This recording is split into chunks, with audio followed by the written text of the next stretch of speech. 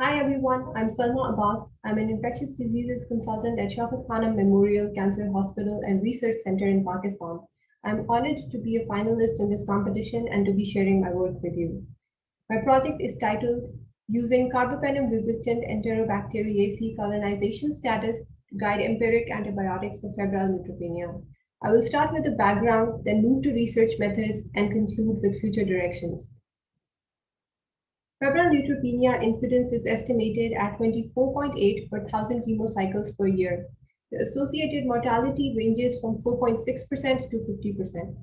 Heme malignancy patients with CRE colonization have been shown to have longer ICU stay and lower 60 and 90-day survival rate. The Infectious Diseases Society of America currently recommends piperacillin tazobactam, meropenem, or ceftazidime as the empiric antibiotic therapy for febrile neutropenia. However, this does not take into account the burden of CRE infections, which varies globally. If you look at data for the United States and Pakistan, a study from the US from last year reported CRE incidence of 57 per 100,000 admissions. The predominant carbapenemases were KPCs. Now, if you look at the data from my own hospital, the incidence is 3,000 per 100,000 admissions. This is about 50 times higher. And the predominant carbapenemases are OXA 48 Lite and NDMs. This shows that a one-size-fits-all strategy cannot be implemented, and guidelines must be tailored in view of local epidemiology. The rationale for this study is that empiric antibiotics guided by CRE colonization status may improve clinical outcomes among patients with febrile neutropenia in a region with a high burden of CRE infections. The null hypothesis is that compared to a historical cohort, there is no difference in the 30-day all-cause mortality with routine CRE surveillance testing and modification of empiric therapy for CRE colonized patients with febrile neutropenia. The study will be conducted at two cancer hospitals of Shaukat Khanum Memorial Trust. One is a 30-bed hospital and one is a 220-bed hospital. This is a quasi-experimental study. We will be including patients above the age of 18 years with heme malignancies who are planned to undergo chemotherapy or stem cell transplant. The study period will be 6 months before and 6 months after approval of the study by the Institutional Review Board. Patients who meet the inclusion criteria and consent to participate will be screened for CRE rectal carriage at chemo initiation. We will collect a rectal swab, plate it on McConkey's agar with meropenem discs.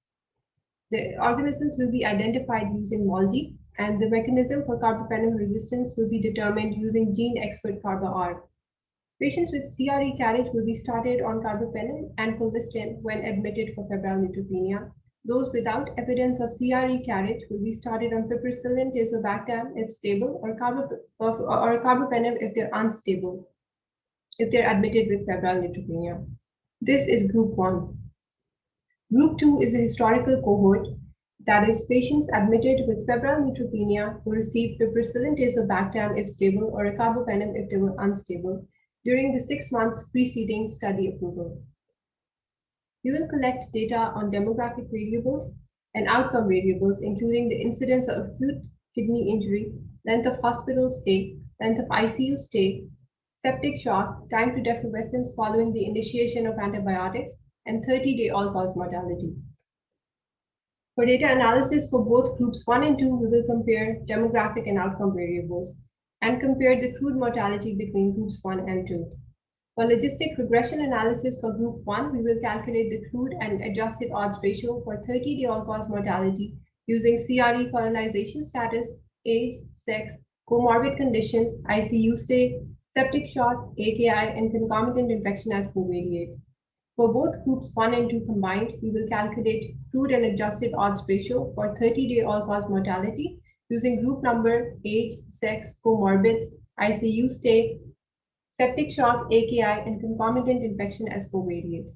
The results of this study will help us estimate the burden of CRE infections among heme malignancy patients in our setting and ascertain the clinical benefit of tailored empiric treatment for febrile neutropenia among CRE colonized patients. The results of this study will generate crucial pilot data that can be used to design larger studies, including multi-center studies, to assess the outcomes on a larger scale. With that, I thank you for your time and attention and for the opportunity to share my work with you.